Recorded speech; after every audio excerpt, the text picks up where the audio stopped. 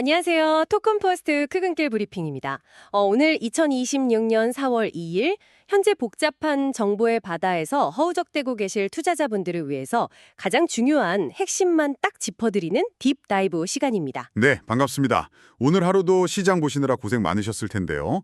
오늘 붉게 물든 암호화폐 시장, 그 이면에 숨겨진 거시적 지각 변동에 대해서 심층 분석을 해보겠습니다. 맞아요. 오늘 토큰포스트 기사랑 각종 온체인 데이터, 그리고 레버리지 청산 데이터부터 중동의 지정학적 뉴스까지 아주 싹 다 종합해서 풀어볼 건데요. 네, 단순히 비트코인이 떨어졌다가 아니라 왜 떨어졌는지, 레버리지 시장에서는 구체적으로 무슨 일이 벌어졌는지 파악하는 게 핵심이겠죠. 그러니까요.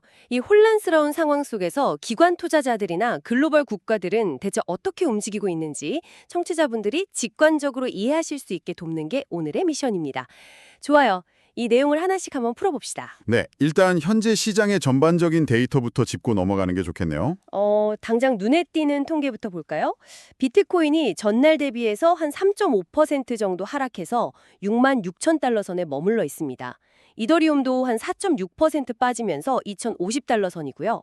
주요 알트코인들도 타격이 꽤 큽니다. 솔마나는 6.3% 하락했고 특히 주목해야 할 건 디파이 시장인데요. 시가총액이 무려 20% 가까이 증발해버렸습니다. 와, 시총 20%면 엄청난 규모잖아요. 저도 코인클래스 데이터 보니까 지난 24시간 동안 레버리지 포지션이 한 6,460만 달러 정도가 강제 청산됐더라고요. 네, 우리 돈으로 치면 거의 9천억 원이 넘는 규모죠. 더 중요한 건 이 청산 물량의 65.9%가 가격 상승에 베팅한 롱 포지션이었다는 겁니다. 롱 포지션이요. 그러니까 이게 약간 음악이 갑자기 딱 멈춰버린 그런 의자 뺏기 게임 같거든요. 사실 비트코인이 3.5% 하락한 건 암호화폐 시장에선 꽤 흔한 화요일 아침 풍경 정도잖아요. 그렇죠.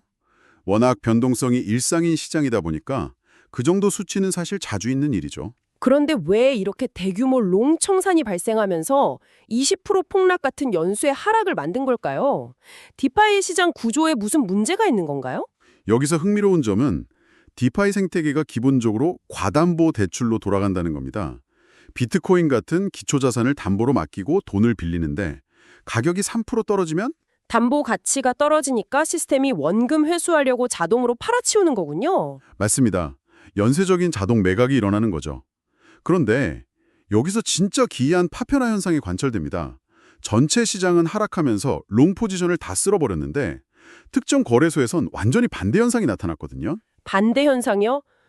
다 같이 떨어지고 있는 거 아니었어요? 하이퍼리퀴드라는 탈중앙화 선물 거래소 데이터를 보면 양상이 아주 다릅니다. 이 거래소에서는 오히려 하락에 베팅한 숏 포지션 청산이 60.6%로 훨씬 우세했습니다. 잠깐만요.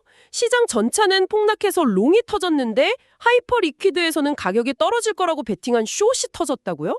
그건 논리가 좀 안 맞지 않나요? 거시적인 엑스레이로 보면 전체가 파랗게 질려 있지만 특정 자산 하나가 비정상적으로 팽창했기 때문입니다. STO 토큰의 사례가 대표적인데요. 이 하락장 속에서 하루 만에 무려 238.9%가 폭등했습니다. 세상에 238%요. 대박이네요. 네, 트레이더들은 당연히 시장이 이렇게 안 좋은데 이 토큰만 오르는 건 비정상이다. 곧 떨어질 거다 라고 판단하고 엄청난 숏을 쳤겠죠. 아하, 그런데 가격이 안 꺾이고 계속 치솟으니까 거래소 시스템이 그 숏 포지션을 강제로 청산시켜버린 거군요. 정확합니다. 억지로 비싸게 다시 사들여야 하니까 그 매수세가 로켓 연료가 돼서 가격을 더 끌어올리는 이른바 숏 스퀴즈가 발생한 겁니다. STO 토큰 하나에서만 1,570만 달러 규모의 숏 자금이 잿더미가 됐죠. 와, 진짜 방향성이 완전히 혼재되어 있네요. 한쪽에선 롱이 터져나가고 한쪽에선 숏이 쥐어짜이고 극단적인 스트레스 구간이네요. 네, 단순히 하락장이라는 단어 하나로 퉁칠 수 없는 아주 복잡한 유동성의 소용돌이가 치고 있는 겁니다. 그렇군요. 그럼 이쯤에서 자금 유출 데이터로 화제를 좀 돌려볼게요. ETF 자금 흐름을 보니까 4월 1일 미국 비트코인 현물 ETF에서 무려 1억 7,400만 달러가 순 유출됐어요. 이더리움 ETF에서도 710만 달러가 빠져나갔고요. 온체인 데이터를 보면 익명의 고래 지갑에서 크라켄 거래소로 한 1억 4천만 달러어치 2056 비트코인이 이동한 것도 포착됐습니다. 4억 달러 규모의 USDC 이체도 있었잖아요. 지갑에서 거래소로 코인을 옮기는 건 보통 이제 팔 거다라는 강력한 매도 신호 아닌가요? 명백한 단기적 매도 압력이죠. 표면적인 숫자만 보면 자본이 대거 썰물처럼 빠져나가는 엑소더스로 해석할 수 있습니다. 자, 여기서 진짜 흥미로운 부분이 나옵니다. 관광객들이 짐 싸서 도망치는 건 알겠는데 왜 월스트리트의 대형 금융사들은 짐을 싸기는커녕 오히려 건물을 더 짓고 있죠? 프랭클린 템플턴이나 모건 스탠리 최근 움직임 말씀이시군요. 네, 프랭클린 템플턴은 아예 비트코인 전담 사업부를 새로 만들어서 수백 명을 채용한다고 하고 모건 스탠리도 현물 비트코인 ETF 수정 서류를 제출하면서 상품을 더 정교하게 다듬고 있잖아요. ETF 유출입은 개미털기나 단기 조정일 수 있지만 거인들은 인프라의 구조적 완성도를 보거든요. 아, 장기적인 관점에서 접근한다는 거군요. 네. 그들에게 암호화폐는 샀다 파는 투기 상품이 아니라 수십 년간 글로벌 금융을 움직일 새로운 배관 시스템인 겁니다. 비가 온다고 100층짜리 밀된 기초공사를 멈추는 건축가는 없으니까요. 야, 비유가 기가 막히네요. 단기 투자자들은 관광객이고 대형 금융사들은 이 시장에 뼈대를 세우는 건축과다. 그리고 이 건축가들이 깔아놓은 인프라 위에서 일반 기업들은 이미 실생활에 이걸 응용하고 있습니다. 지니어스 도업의 사례가 그걸 극명하게 보여주죠. 저도 그 뉴스 봤어요. 지니어스 그룹이 1분기 매출이 171%나 늘었는데 850만 달러 부채를 상환하려고 회사 보유 비트코인을 전량 매각했다는 내용이요. 네. 이걸 보고 거봐, 회사가 돈 급하면 결국 코인부터 파네 라고 생각하기 쉬운데 역으로 생각해 봐야 합니다. 역으로요? 어떻게 다르게 볼 수 있죠? 전통 기업이 하루아침에 850만 달러 현금을 마련하려면 은행 대출을 연장하거나 부동산을 급매해야 합니다. 몇 달이 걸리죠. 그런데 비트코인은 마우스 클릭 몇 번으로 즉각 현금화해서 빚을 털어버릴 수 있잖아요. 아, 비트코인을 버린 게 아니라 대체 대조표 상에서 가장 민첩하게 움직이는 초유동성 자산으로 아주 잘 활용한 거네요. 맞습니다. 글로벌 기관과 기업들은 이제 비트코인을 금고에 모셔두는 디지털 금이 아니라 재무 리스크를 방어하는 실용적인 유동성 도구로 쓰고 있는 겁니다. 기업들이 이미 비트코인의 유동성이라는 기능을 쏙쏙 빼먹고 있었군요. 그렇다면 시선을 좀 외부로, 거시경제와 지정학의 영역으로 돌려보죠. 집은 이 실용주의적 접근이 국가 단위로 넘어가면 파급력이 엄청날 것 같거든요. 그게 바로 우리가 중동별 뉴스를 유심히 봐야 하는 이유입니다. 현재 중동 지역 긴장감이 단순한 분쟁 수준을 넘어섰죠. 네, 트럼프 현직 대통령이 최근에 이란 군사 목표 거의 달성했고 핵 보유를 영구 차단하겠다라고 아주 강경하게 발언하면서 긴장감이 최고조에 달했습니다. 네. 그 여파로 이란이 호르무즈 해협을 통제할 수 있다는 공포가 커지고 있고요. 걸프 국가들은 벌써 우회 송유관까지 검토하고 있다는 보도가 나옵니다. 전 세계 원유의 20%가 지나가는 그 대동맥이 막히면 글로벌 경제에 치명적일 텐데요. 그래서 제가 블룸버그 보도를 보고 진짜 소름이 돋았던 게 하나 있습니다. 이란이 선박 통행료로 요구하는 결제 수단에 대한 기사죠. 네, 호르무즈 해협을 지나는 선박들한테 수수료를 미국 달러가 아니라 암호화폐나 중국 위안화로 요구하고 있다는 거잖아요. 암호화폐가 더 이상 모니터 속 숫자가 아니라는 걸 완벽하게 증명하는 현실 세계의 사례입니다. 물리적인 지정학적 병목 지점에서 이른바 해상 톨게이트 비용으로 쓰이고 있는 거니까요. 이게 참 무서운 게 수십 년 동안 미국 달러가 스위프트 왕을 통해서 글로벌 무역을 통제해왔는데 이란은 지금 대놓고 우리는 너희들 단톡방 필요 없다고 선언한 거나 마찬가지잖아요. 정확합니다. 블록체인이라는 완전히 독립적인 네트워크를 통해 막대한 자금을 이동시키겠다는 의도죠. 암호화폐가 금융제재를 무력화하는 국가 단위의 방패가 된 셈입니다. 이야, 진짜 거대한 움직임이네요. 그리고 이런 거시적 위기감은 오늘 앞서 분석했던 코인 시장 하락 데이터랑 완벽하게 맞물립니다. 다시 청산 데이터를 보시면요. 비트코인만 터진 게 아닙니다.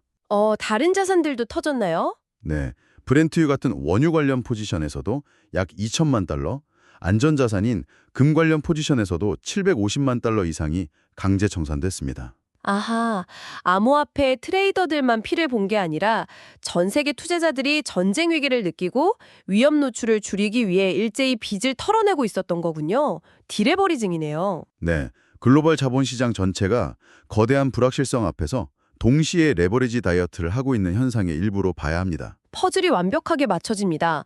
거시적 불안감이 자산 시장의 빚을 덜어내게 하고 이란 같은 국가는 그 틈에 블록체인으로 달러 패권의 사각지대를 파고드는 거네요. 그럼 미국은 이걸 그냥 팔짱 끼고 보고만 있나요? 당연히 반격에 나섰죠.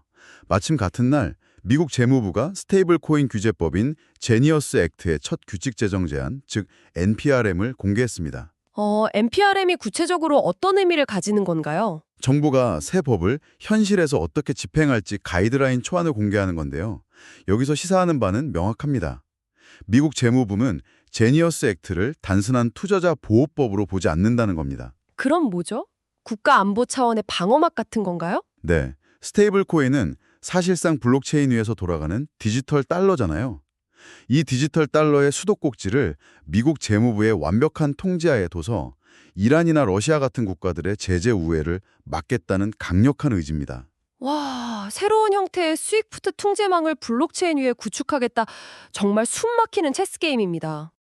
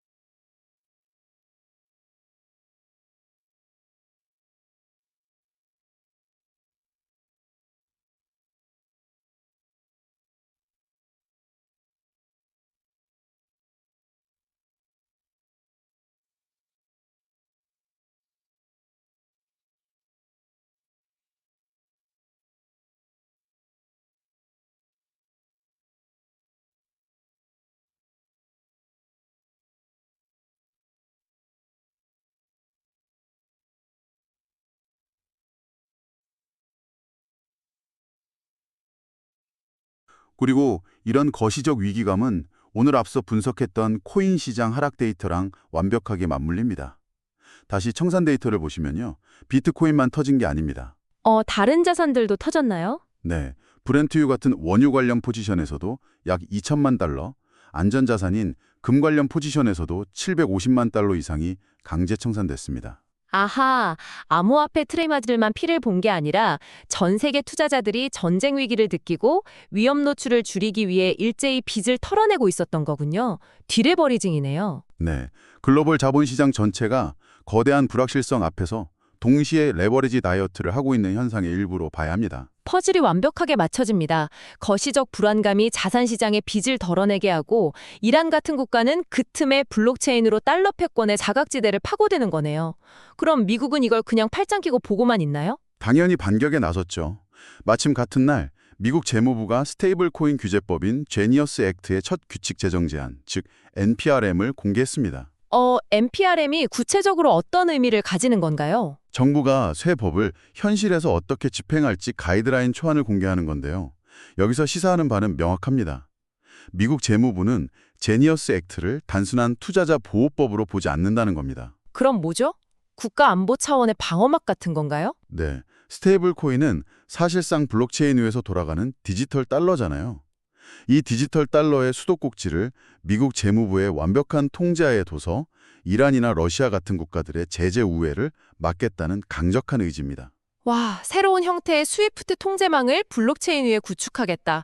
정말 숨막히는 체스 게임입니다. 단기적으로는 디파이가 무너지고 포지션이 박살나는 걸 보고 있지만 한 걸음 물러나서 보면 국가와 거인들의 아주 거대한 룰 세팅이 진행 중인 거죠. 자, 이제 어느덧 마무리할 시간이 다가오는데요. 오늘 다룬 방대한 내용을 청취자분들 관점에서 쫙 압축해 주신다면요. 당장의 파란불이나 청산 데이터에 압도될 필요가 없다는 말씀을 드리고 싶습니다. 시장은 레버리지를 덜어내고 있고 기관은 인프라를 구축 중이며 암호화폐는 글로벌 무대에서 이미 전략 자산으로 시험받고 있습니다. 맞습니다. 그래서 여기서 마지막으로 청취자분들이 스스로 생각해 보실 만한 도발적인 화두를 하나 던져주신다면 좋을 것 같은데요. 네, 만약 이란처럼 지정학적 요충지를 통제하는 국가들이 전통적인 달러 시스템을 벗어나서 암호화폐 기반의 무역 결제를 전면적으로 강제하기 시작한다면 어떻게 될까요? 야, 그렇게 되면 비트코인이나 스테이블 코인은 단순한 투기 자산의 꼬리표를 영영 떼어버리게 되겠네요. 네, 미래의 글로벌 패권을 주기 위한 새로운 형태의 기축통화 전쟁터가 되는 셈이죠. 과연 미국의 지니어스 액트 같은 규제가 이 거대한 탈중앙화 물결을 통제할 수 있을지 계속 지켜봐야겠습니다. 정말 통찰력 넘치는 분석이었습니다. 오늘 방송을 들으신 청취자분들도 포트폴리오의 하락장 이면에 숨겨진 이 거대한 권력의 전쟁터가 이제는 뚜렷하게 보이실 거라 믿습니다. 네, 단기적인 가격 변동보다는 구조적인 변화를 읽어내는 게 중요하니까요. 맞습니다. 저희는 계속해서 이 전쟁터의 지형도를 가장 빠르고 날카롭게 업데이트해드리겠습니다. 지금까지 토큰포스트 퇴근길 브리핑이었습니다. 시장의 흐름을 이해하는 데 도움이 되셨길 바라며 다음 시간에도 놀라운 데이터와 함께 찾아오겠습니다.